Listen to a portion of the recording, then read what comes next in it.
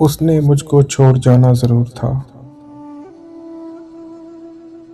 محبت میں بھی بہت مغرور تھا۔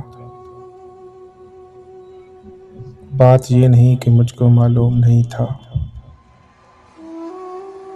جوگی نے کہا تھا ایک حادثہ ضرور تھا۔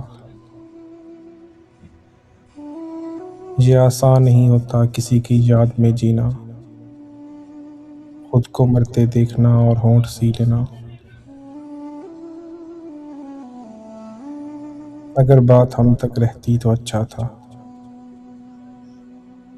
کسی غیر کا آنا جانا کہاں اچھا تھا۔ میں اس کی ڈائری پڑھ بیٹھا اتفاق سے،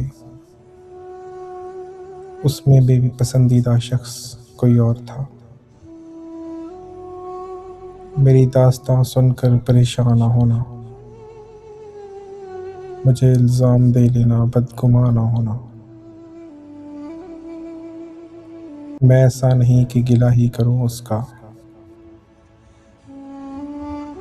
اچھا تھا مگر یہ بھی بھرم نہ رہا اس کا۔ سمندر کے کنارے چل کے آیا تھا، اب سمندر میں تیر کے ہی جاؤں گا۔ میں تم سے جب جہاں بچھڑا تھا، میں تم کو اب اسی جگہ ملنے آؤں گا۔